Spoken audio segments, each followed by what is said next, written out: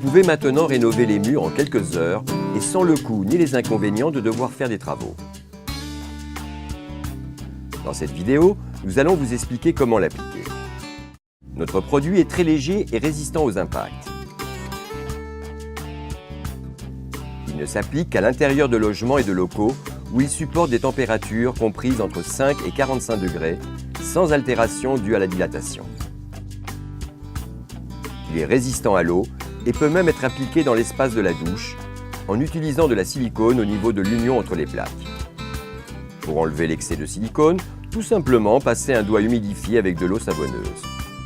Dans la cuisine, afin d'éviter la chaleur directe et la vapeur provenant de la cuisson, vous pouvez utiliser des plaques de verre tiède. Pour le coller, utilisez notre colle en appliquant des points de ce produit à l'intérieur des trous du papier de sa base. Décollez ensuite le papier protecteur. La base, en gomme Eva, comporte un adhésif qui permettra l'adhérence immédiate de la plaque. Pour bien l'appliquer, commencez par identifier le centre du mur. Marquez-le et utilisez-le comme point central d'une croix que vous devez tracer à l'aide d'une règle et d'un niveau.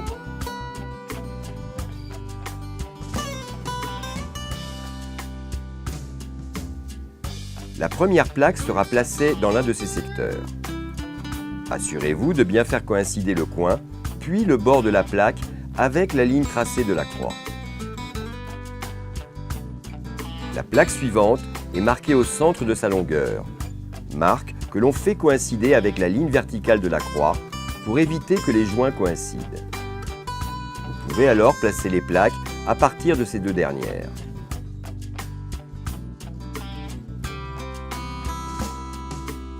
Faites coïncider en premier le coin, puis la totalité du bord avec la plaque précédente.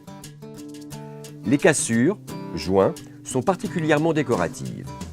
Donc, si vous avez des pièces découpées, placez la partie découpée, qui n'a plus le biseau, aux extrémités de la portion appliquée, sous les profils.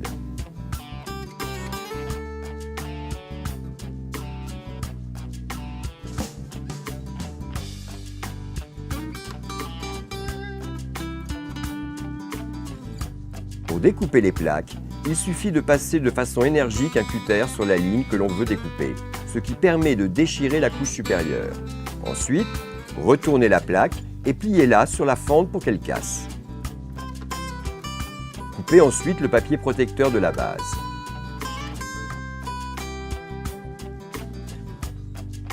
Dans le cas des prises, prenez la référence de la hauteur et de sa position et tracez-la à l'aide d'une équerre.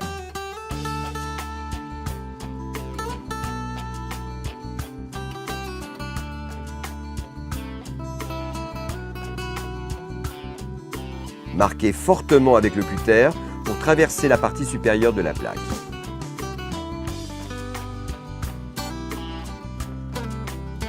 Forcez maintenant en pliant la plaque avec les doigts sur les lignes marquées jusqu'à ce qu'elle se casse. Pour retirer la pièce, vous devez couper le papier de la base. Si nous traçons une ligne de découpe sur la partie arrière de la plaque, nous pouvons la plier pour former un coin. Ceci est particulièrement utile pour les coins de mur avec des angles difficiles.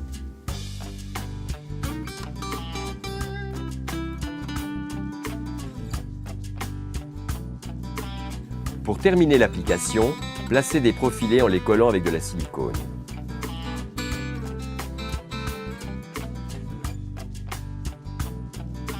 Vous pouvez utiliser des profilés de coin ou d'angle, valables pour les deux cas, et des profilés de finition. Ils sont disponibles dans les mêmes couleurs que les plaques.